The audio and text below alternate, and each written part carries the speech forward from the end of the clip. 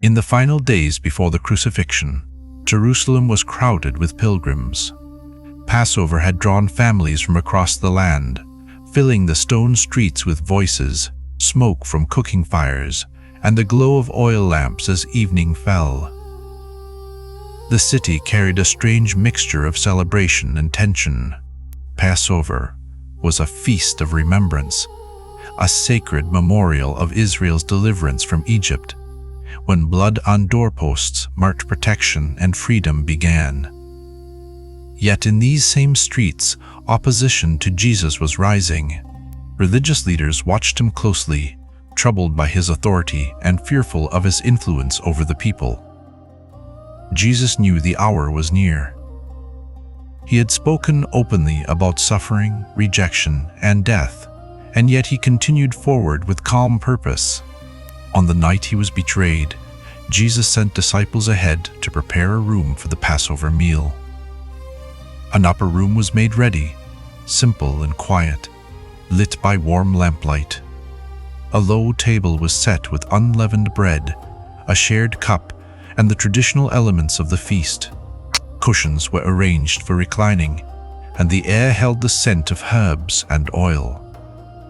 When the hour came, Jesus entered with the 12. The disciples took their places around him, yet beneath the familiar ritual, something deeper pressed into the room. There was love, because they had followed him and seen wonders. There was also uncertainty, because Jesus had spoken of departure and danger. The night felt heavy with meaning. Jesus looked at them with a tenderness that carried both affection and sorrow. He had walked with them through villages and storms, taught them, corrected them, and drawn them close. Now he was gathering them for a final meal that would become one of the most sacred moments in Christian memory. As the meal began, the disciples were quiet. Faces flickered in the candlelight, revealing emotions they could not easily speak. Some were confident, believing that Jesus would soon reveal his kingdom in power. Others were uneasy, sensing that something was about to break. Jesus spoke of desire, of how he had longed to eat this Passover with them before he suffered. His words confirmed that suffering was not an accident waiting in the shadows. It was part of a path he willingly walked. The room seemed to tighten with the weight of it. Then, in the midst of the sacred meal, Jesus took bread in his hands. He lifted it with reverent focus, giving thanks. The disciples watched, expecting familiar words. But Jesus spoke with a new meaning. He broke the bread and gave it to them, signaling that this bread was now a sign of his own body, given for them. The gesture was simple, yet profound. In the breaking of bread, Jesus was offering himself. He was telling them that his life would be poured out like a sacrifice, not forced upon him helplessly, but given with purpose. After the bread, he lifted a cup. The flame of the lamp reflected in the liquid as he held it. He gave thanks and offered it to them, declaring that this cup was the new covenant in his blood poured out for many. In that moment, the ancient story of Passover took on its fullest meaning. The feast remembered deliverance through the blood of a lamb.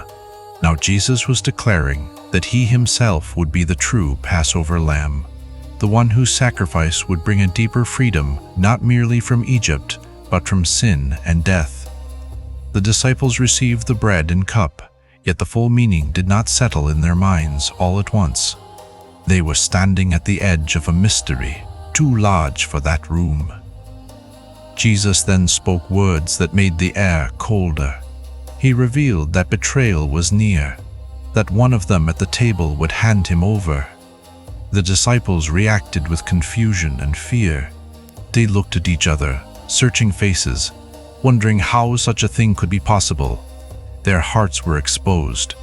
Loyalty felt fragile. Suspicion crept in.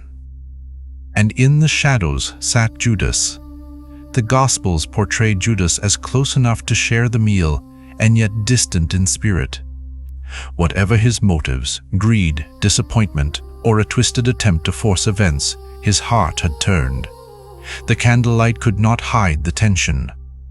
Jesus' eyes moved across the table with sorrow, not surprised by betrayal, but grieved by it. The night continued, and the disciples began to argue about greatness, about who among them was greatest, as if power was still the central goal. But Jesus corrected them.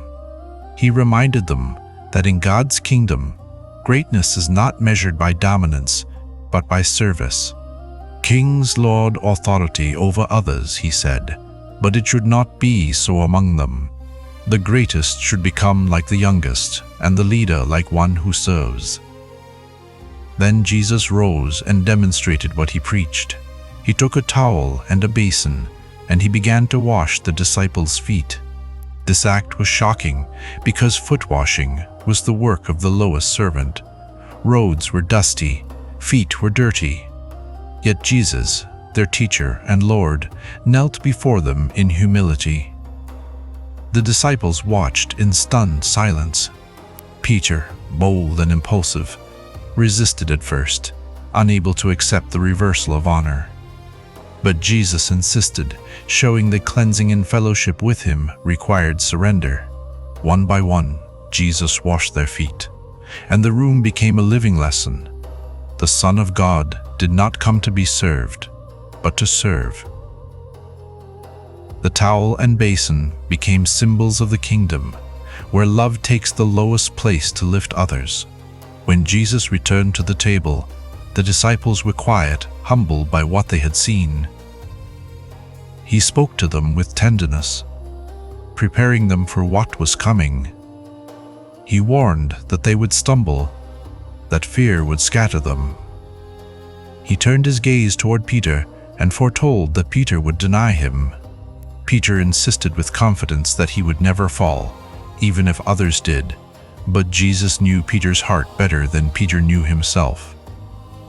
He spoke not with condemnation, but with sorrowful truth, revealing that the night would test them all. Yet even in warning, Jesus gave comfort.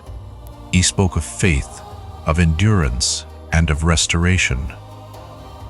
The Last Supper was not only a moment of betrayal, it was also a moment of covenant love. Jesus was giving them a way to remember him, a sacred meal that would proclaim his sacrifice and the hope it would create. After these things, Judas left the room. The doorway swallowed him into the dark streets of Jerusalem. The moment of departure was quiet but heavy, because the betrayer moved toward action. Inside the room, Jesus remained with the 11. He spoke of love and unity, of staying faithful, of belonging to God. He gave them strength with his presence, even as the shadow of arrest grew near. Then, as the meal ended, the group rose. Their faces were lit by flickering lamps, their hearts stirred with fear, devotion, and confusion. They moved down stone steps into the night, leaving behind the upper room table with crumbs and cups still resting in lamplight. The streets of Jerusalem were quieter now, moonlight washing the rooftops. Somewhere in the city, forces were gathering to arrest him, yet Jesus walked forward willingly. The Last Supper stands at the center of Christian memory because it contains the heart of the gospel in a single room. It reveals betrayal because even those closest can turn away. It reveals human weakness because the disciples who loved Jesus still struggled with pride and fear. But above all, it reveals divine love because Jesus chose to give himself. The bread and cup were not poetic metaphors. They were signs of a sacrifice that would soon unfold.